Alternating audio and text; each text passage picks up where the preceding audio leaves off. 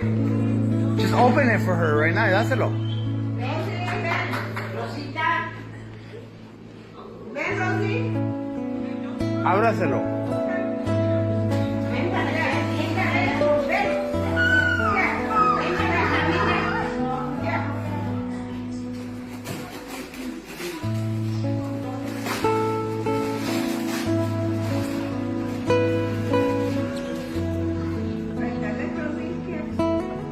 Párese ahorita. Ábraselo, ábraselo.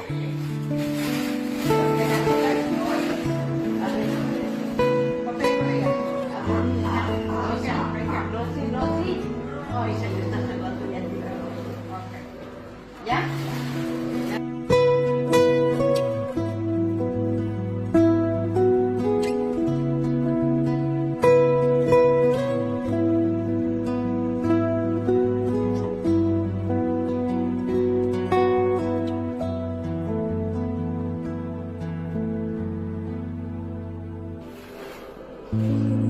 Rosie.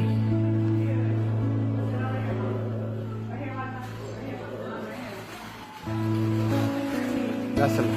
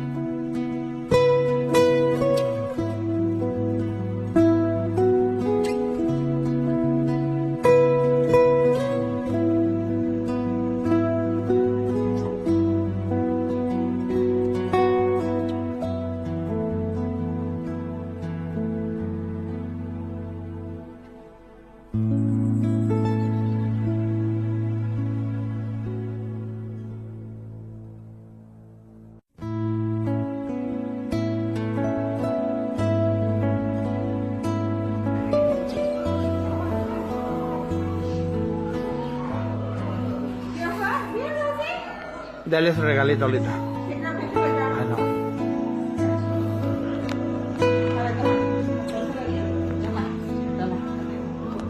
Toma tu regalito, toma. No lo quieres.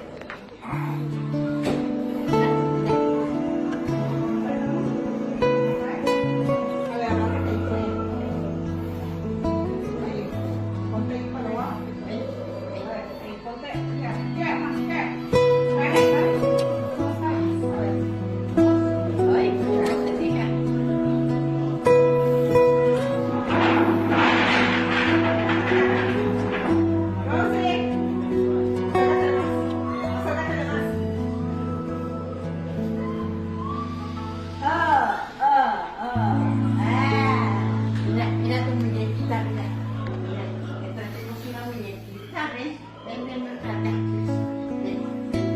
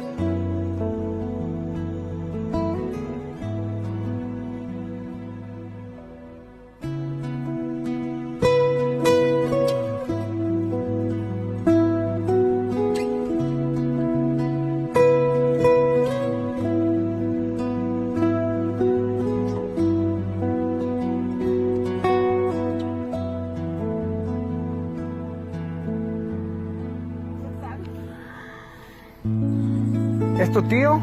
¿Tu tío Roberto? Vamos a saludar a mi tío Roberto. Este es tu tío, mira.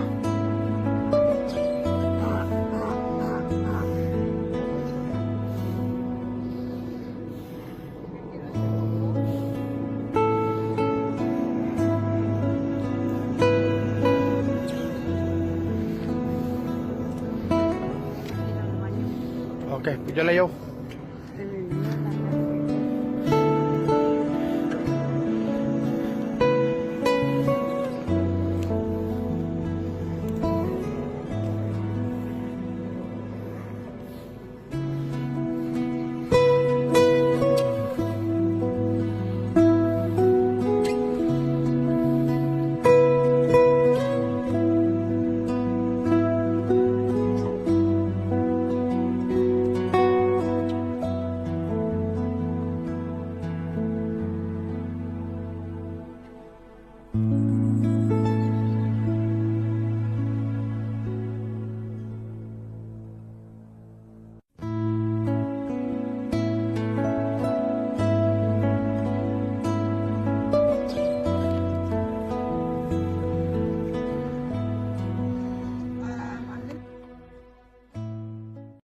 So today we're going to talk about Rosie Cuevas. Growing up, it was awesome visiting her at the Diamond Bar Care Center. So everybody's always asking me how do you know Rosie, or what happened to Rosie, or is she retarded? Was she born like that, or what happened? You know. And my grandma was very ignorant. That's the way she describes it. And my abuelita Lola used to be very tough, very mean, you know. And my grandma didn't always like to ask my grandma for anything, because she felt that she was a lesser person than her, you know. So she always had her high standards, and she always believed and trusted in herself to overcome all obstacles and being a achiever, you know. Well, my grandpa used to be a salesman, and my grandpa used to travel and as a salesman, and everybody knows that my grandma says it, okay? My grandpa already had 2 kids from 2 prior relationships, which is my tía Rosalba and Miguel Cisneros. And my grandma and my grandpa got married when they were 21. And my grandma beats them by 6 months, okay? And so my grandpa ended up coming to the United States. And my grandma ended up staying with my abuelita Lola. And she didn't really like and didn't really count on her 100%. And like I said, there was always disagreements and bad attitudes towards each other, you know, because my abuelita Lola wanted to be strict and wanted to be tough, you know. In the beginning, she didn't want my grandpa to marry my grandma, and that happened to the 2 other relationships. And my grandma paid off, my abuelita Lola paid off one of the relationship and threw out the other one, and my grandma was the 3rd relationship. So my mom was about 2 years, and Rosie was 1, and they were playing, and it was a 2-story house. She ended up hitting her head and having high fever, vomiting. She was put through a lot of illness, and because of the ignorance of my grandma says, right, she didn't right away take her to with a doctor, with a specialist, anything. And she didn't want to ask my grandma for anything. She always wanted to keep her high up and respect herself, you know, with little dignity, you know. She just didn't want to every time, you know, I need this, I need this, I need that. She didn't feel that it was her obligation, but it was my grandpa's obligation. And my grandpa, no todo tiempo, he used to send money and everything. Obviously, probably my grandpa's gambling and partying and forgetting about his relationships, you know. So my grandma was, you know, trying to take down the high fever and everything. But she ended up getting a high fever and diarrhea. After the 3rd day, my abuelito, great-grandfather, Luis, seen her, and he said, you know, this kid shouldn't be like this. Let's get him, get ready, Esther, and let's take him to a specialist. And they took him to a specialist, but it was already too late, everybody.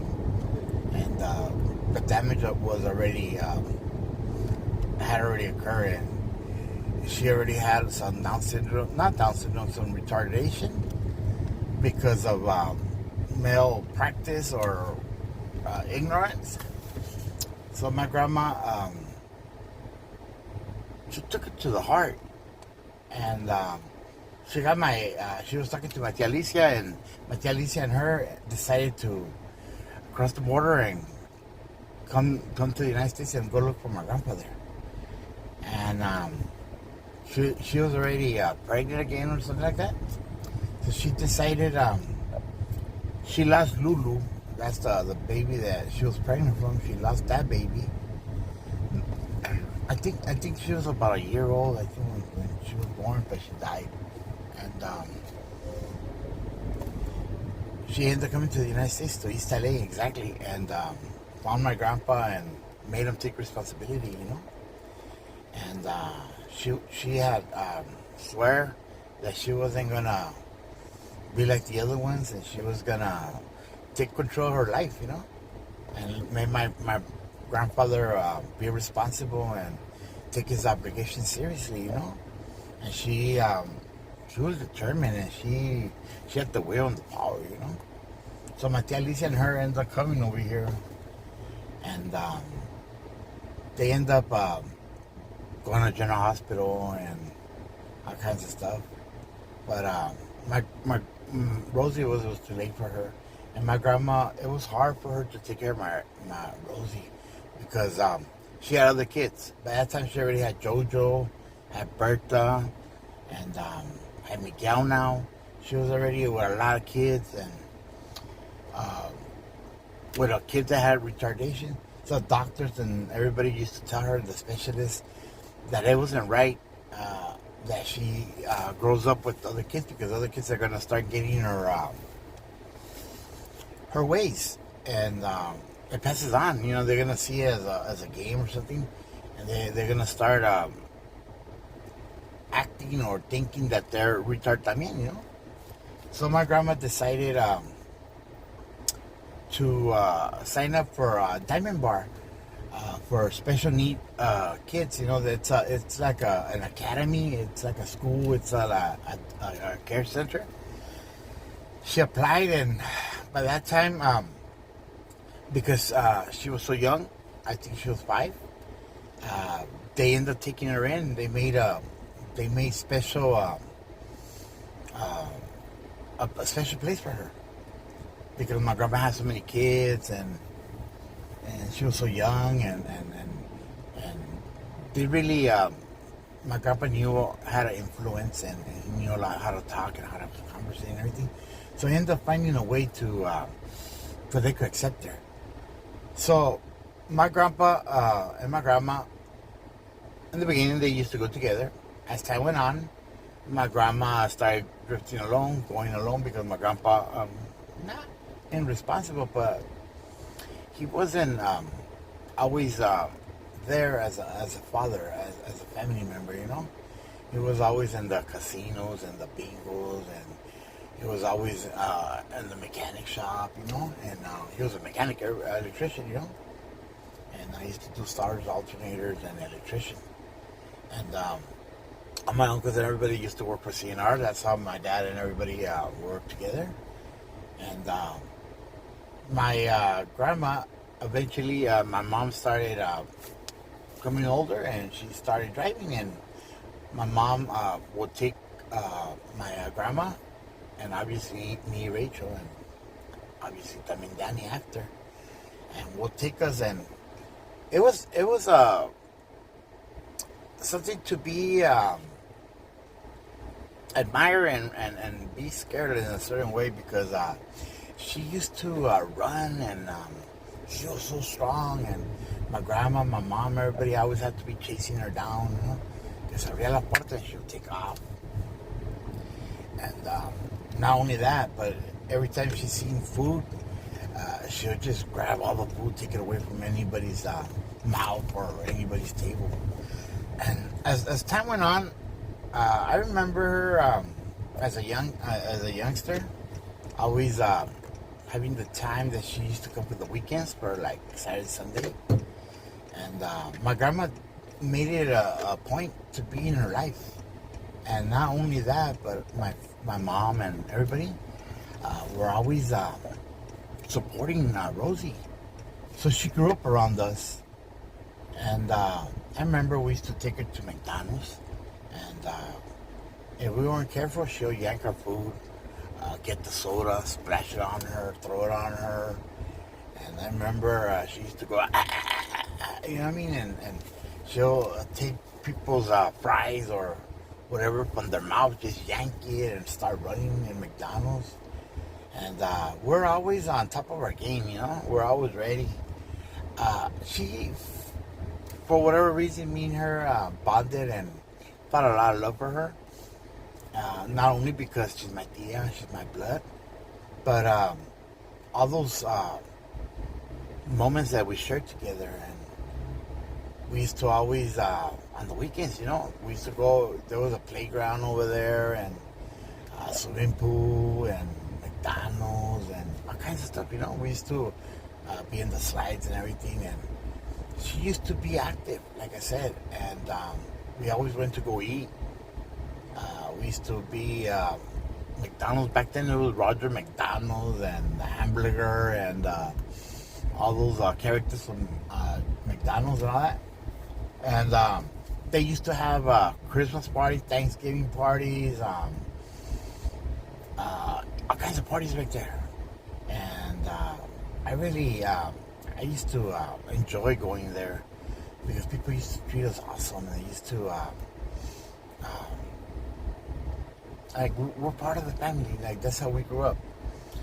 And as time went on, I grew up, and I'll take my grandma también in occasions. You know, I always did my part. And eventually, she ended up leaving that home, and she moved to right here to Whittier. It's a real house, a home. And I used to always take my grandma. I used to always be around, and Rosie was always lovable, and she was always affected to me. You know,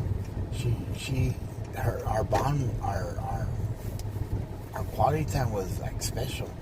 I really felt that we communicated and we bonded as family. You know, she's my tia, and I love her, and I was never ashamed. I was never disrespectful or you know, travieso or anything. I always protected her, and I always gave her nothing but love. So that taught me a lot of things, because in occasions I see a lot of people that have needs. They're always on the bus stops and stuff like that. I remember she used to work for McDonald's, and she used to put the spoons and the, you know, the toallita and the fork and the jellies and all that. They used to work at McDonald's for a while, and other jobs.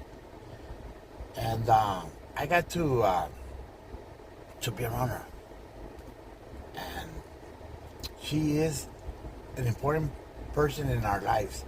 I gotta start visiting a little more, but I want everybody to know that just because you have special needs or you have a little retard, she wasn't born like that. It was an accident. So the video is more or less, you guys always, any head injuries, any high fevers, or any vomiting, or any nausea, all that, it's really important to take care of yourself. And a lot of accidents do happen, do occur suddenly, you know, and it does happen to everybody. So you guys gotta be alert, be prepared, and always be aware that you have to be on your high horse. You know what I mean? You always gotta notice all the signs, and don't let it be consistent, and don't let it linger. Don't let time pass by. emergency stuff, you gotta take care of yourself. You know, you gotta take care of your kids or your siblings or anybody. Let this be a lesson to everybody. And if God chooses them to be angels, they're angels that don't have hate or harm in their lives. You guys gotta be there for them, and you guys gotta be helpful, be understanding, and be grateful that you have the opportunity to share with them, you know, and make the best out of it. Well, I know that my tia Rosie, she's always there waiting for us. A couple of years ago, a year or 2 years ago, she had like a heart attack, and she probably wasn't gonna make it. And my grandma used to always say, quería que se fuera primero ella antes que, you know, she didn't want her to be alone and abandoned, you know.